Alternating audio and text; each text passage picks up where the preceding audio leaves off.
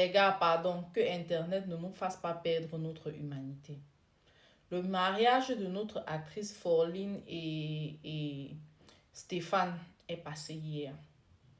Je vais pas mentir, je ne peux pas m'empêcher.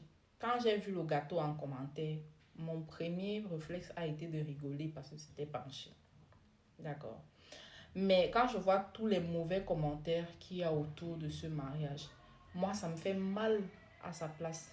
Sa sœur s'est même vue s'excuser en disant à sa sœur que, sur un post Facebook, qu'elle était désolée d'avoir échoué à l'organisation du mariage de sa sœur. Moi, ça m'a fait mal.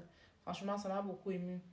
Dans le sens où on sait très bien comment on est sur la toile. Si la fille là s'était endettée, genre elle va prendre un crédit pour se marier, pour prouver, et que après on commençait à la harceler ici sur Internet, ou bien la harceler pour qu'elle rembourse les dettes et qu'elle ne puisse pas rembourser.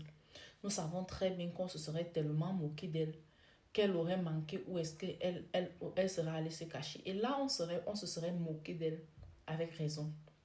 Tous les jours, nous sommes sur Internet, nous disons que accrochons notre sac ou notre main peut arriver.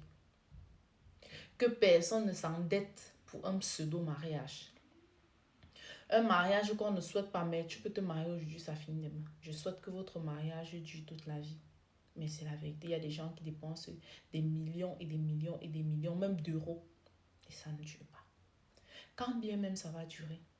C'est un couple de débrouillards. La fille se débrouille, le gars se débrouille.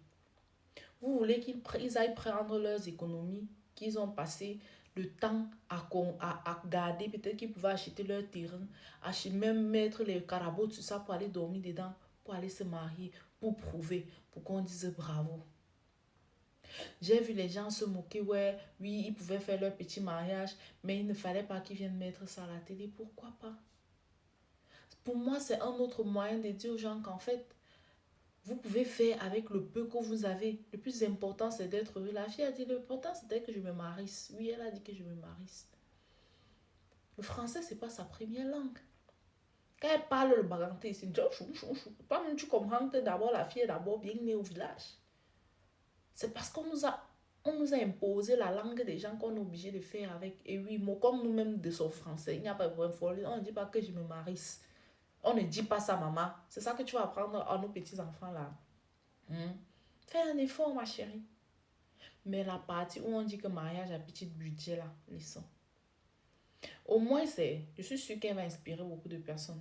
Il y a un homme là quelque part qui est en train de mentir à la fille d'autrui depuis 15 ans qu'ils sont ensemble, qu'il ne l'épouse pas parce qu'il n'a pas l'argent, alors qu'il ment. Il suffit d'un peu de volonté. À la mairie, on va te demander en fonction de la mairie, en fonction du district où tu pars, 50, 70, 100, 150 000 maximum. Tu achètes tes anneaux de pacotier là même. Avec 250 000, 300 000, tu te maries. Vous pouvez aller au restaurant, dans les restaurants, machin là. Vous partez manger le riz là-bas, un plat à 1500, avec le jus. Ou alors vous préparez 2, 3 petites nourritures là, vous faites ça en famille. Et tout le monde est heureux. Les amis, faisons à autrui ce qu'on nous, si on nous fait, ça va nous plaire. La fille d'autrui c'est mariée, on se moque d'elle jusqu'à... non, à Djengaga.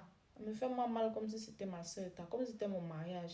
Hey, il y a ceux qui ont l'argent pour s'offrir un mariage de luxe. Il y a aussi ceux qui n'ont pas la possibilité. Est-ce qu'on va donc pas se marier parce qu'on attend d'être millionnaire? Entre-temps, il y a celles qui sont en train de rigoler là-bas alors que personne n'a jamais glissé, tombé devant leur porte. Wassombok.